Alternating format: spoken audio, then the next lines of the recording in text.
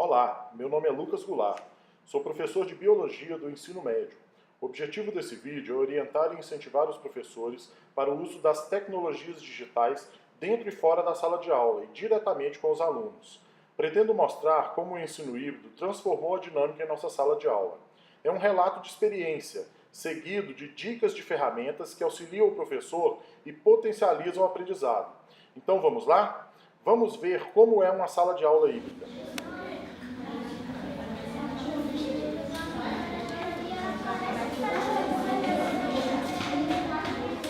Repare como a sala é silenciosa e como os alunos estão engajados em suas atividades.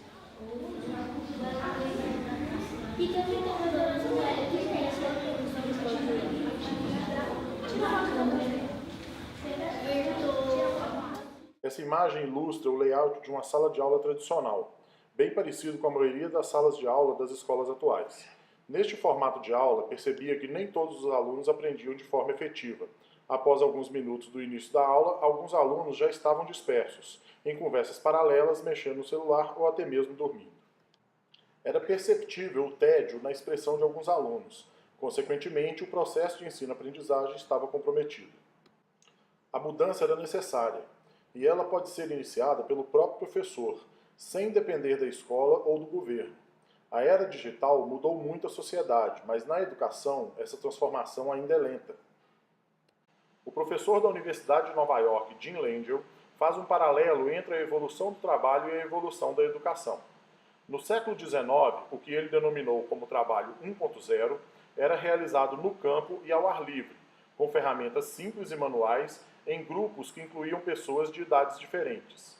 A educação 1.0 era um sistema artesanal que também se dava ao ar livre, com ferramentas simples e em pequenos grupos, formados por pessoas de idades diferentes. No século XX, na era industrial, o trabalho 2.0 se dá em fábricas, com ferramentas mecânicas e em grandes grupos, e a partir de tarefas repetitivas.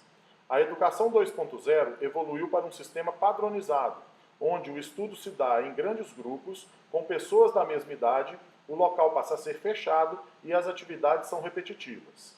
É perceptível como a educação foi moldada pelas necessidades do trabalho. Já no século XXI, o trabalho 3.0 é multitarefa, se dá em pequenos grupos interdisciplinares, que resolvem problemas complexos utilizando as ferramentas digitais durante todo o dia. A educação 3.0 ainda está em transição, pois o estudo ainda se organiza a partir de grandes grupos, que fazem a mesma atividade ao mesmo tempo. A educação não acompanha as necessidades do mundo, é preciso uma nova configuração. Para iniciarmos a transformação na educação, trouxe algumas dicas para que possamos nos inspirar. A Fundação Lehman é uma organização sem fins lucrativos, criada em 2002 pelo empresário brasileiro Jorge Paulo Lemann, com o objetivo de contribuir para melhorar a qualidade do aprendizado dos alunos brasileiros e formar uma rede de líderes transformadores. No site temos acesso a notícias, cursos, pesquisas e redes para iniciarmos o processo de transformação. O Portal Porvir é uma iniciativa de comunicação e mobilização social que mapeia, produz, difunde e compartilha referências sobre inovações educacionais para inspirar melhorias na qualidade da educação brasileira e incentivar a mídia e a sociedade a compreender a demanda de inovações educacionais. É um grande portal de notícias que divulga o que os educadores inovadores estão aprontando por aí. Nesse portal é onde podemos fazer o curso de ensino híbrido, que também pode ser acessado por um link no site da Fundação Lehman. O acesso ao curso livre é gratuito e somente o programa com tutoria e certificação tem custo. E já que estamos falando de ensino híbrido, vamos ver o vídeo institucional do curso. Ensino híbrido. Personalização e tecnologia na educação. Hoje, com a internet, as informações estão disponíveis para qualquer pessoa em qualquer lugar. Novas formas de aprender e ensinar levam o educador a refletir sobre as possibilidades de integração das novas tecnologias digitais ao ensino. Mas só as tecnologias não são suficientes para que cumpram o objetivo de ampliar a conexão com os alunos e potencializar o seu aprendizado.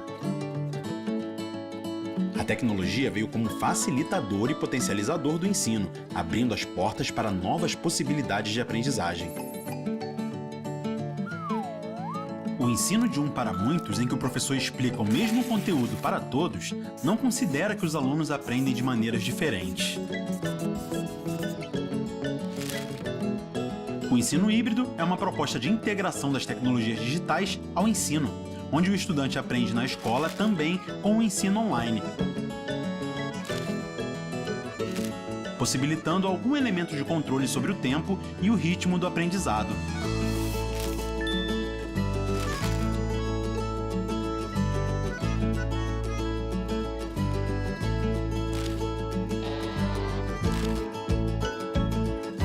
Esse modelo permite que o professor obtenha informações individualizadas sobre o desempenho dos alunos e consiga agir com maior eficiência nas necessidades de aprendizado e com maior rapidez.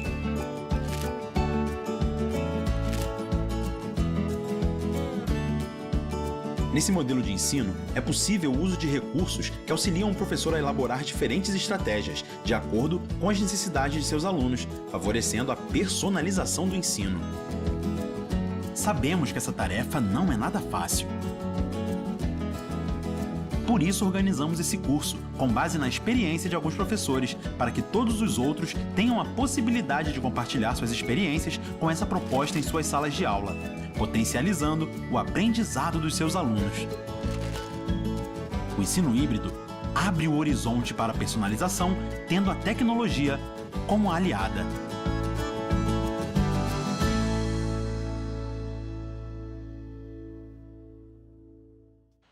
Como podemos perceber, a personalização do ensino é um dos principais pilares do ensino híbrido. As pessoas são diferentes, gostam de coisas diferentes, fazem coisas diferentes e aprendem de forma diferente. Então, por que não fornecer aos nossos alunos formas diferentes de aprender um mesmo conteúdo? O cérebro humano segrega e compreende de formas distintas conhecimentos literais e práticos. O respeito à diversidade é a chave para transformar o aprendizado nas escolas contemporâneas. Vejamos o que o professor Luiz Junqueira tem para nos falar. A personalização do ensino pressupõe a ideia de personalização da aprendizagem. Cada criança, cada estudante, cada ser humano tem um jeito de aprender. E a personalização do ensino quer tentar propor diversas estratégias didáticas para que seja possível a criança escolher, de fato, qual é aquela que ela pode seguir, que ela vai aprender com mais tranquilidade, do jeito dela. Então, personalizar o ensino significa uma frente contra a padronização, de certa forma. A padronização ela ignora a diversidade da aprendizagem em função de um único jeito.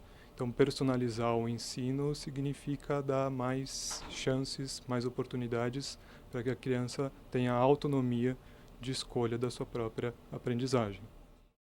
No site VARC, podemos fazer um teste que poderá nos mostrar nossa melhor forma de aprendizado.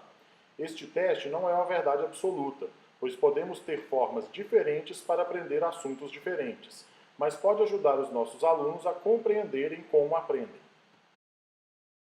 Apesar do nosso objetivo ser incentivar o professor a inovar no processo ensino-aprendizagem, o que potencializa a personalização do ensino, a avaliação da aprendizagem ainda é um ponto de grande discussão. Nossos alunos ainda são avaliados da mesma forma, com a mesma prova. Essa charge ilustra bem a necessidade de personalizar a avaliação também.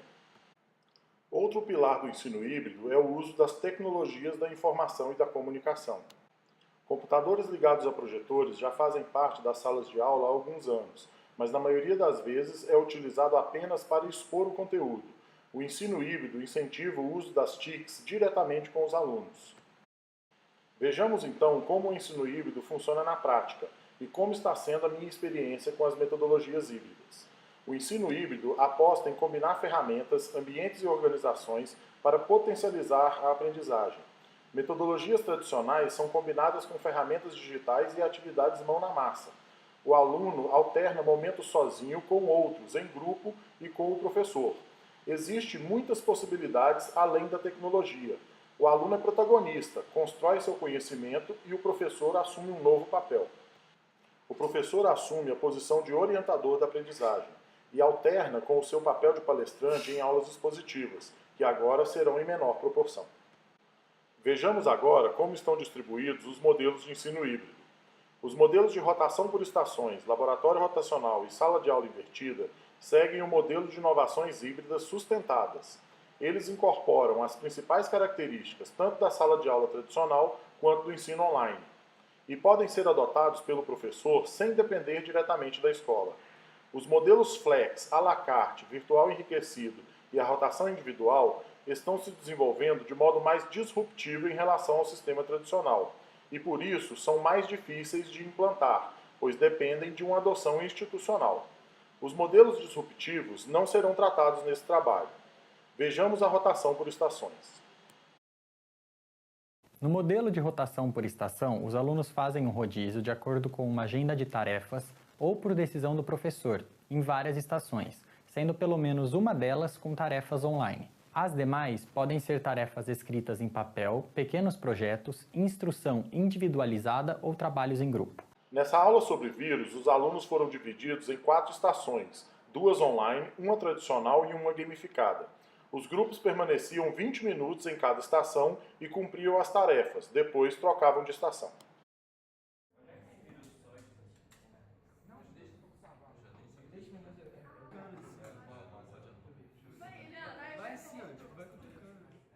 Nessa primeira estação, os alunos assistiam a uma videoaula e respondiam um questionário.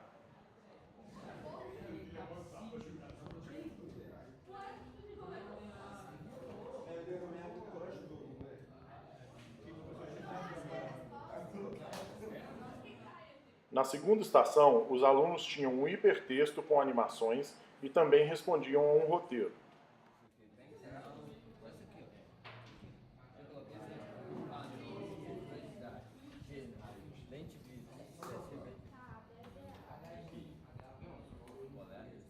Na terceira estação, mais tradicional, eles liam um capítulo e respondiam a questões do livro.